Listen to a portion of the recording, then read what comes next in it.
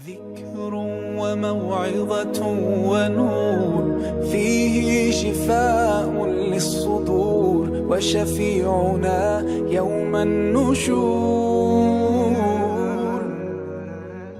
Yani iblisninki kapırılışı, dozaqda mengü qilishi asilik qilganlik emas, balki buyruqni rad qilganligi. Asilik qilish boshqa gap.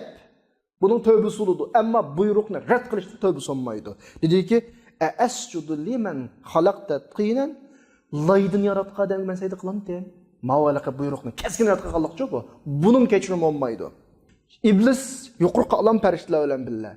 Farishtaga buyruq keldi degan gap Perişte seyde kılıdığı yerde ondan tüven iblisler bille seyde kılış kirek digerlik oldu. Ayetinin üzüm sarahaten ba. Men seni buyurdum demiş seyde kılmayız de. Bu noktadan iblis buyruqdan astığı kirdi. O buyruqni red kıldı. Men seyde kılmayma men dedi o. Kılanma demez, kılma demez. Kılmayma men Allah'ım dedi o. Demiş seyde kılı gelmem men dedi. Ana bu noktadan bu kapır oldu. Dozaqda menge kaldı bu. Hem de iblis eserlerde kelgenede toz deb atıladi. Toz inten güzel bir kuş ya mangla bilisizler. Perişlerin oturda poğuçuluk bilen daha tekebburluk kılattı, üzünü mundağılık, köz tüp yöretti. Bu xil poğuçulukki, tekebburlukki, bunu del ma'asiyetki çüküzüp koygan nesimiz şu. Çünkü iblis muhtar yaratılgan, ihtiyarlık şekilde yaratılgan məxluq.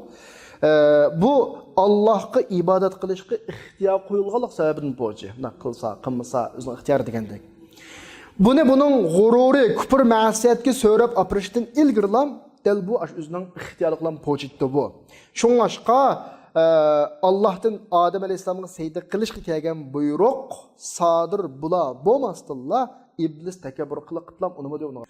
Üzüne Allah'ın itaatine bunda besbin bakmadı bu. Ya kılayan da bakmadı. İblisinin masiyeti yüksek derecedeki masiyeti. Çünkü o buyruq ne? Buyruq kılıçık kaytırvat red kıl diyor o. Öyle değil ki o yüzü Adem'den yakşı. Dep Allah'ın buyruğu itaat kılışını tutma diyor o. Bunun gururi, bunu bir ma'siyetin yeni bir ma'siyetga so'rab mengivadi. Allah onu o'z rahmatining qo'g'lidi, rejim qildi onu. Yani rahmatining qo'g'langan bir maxluq qildi.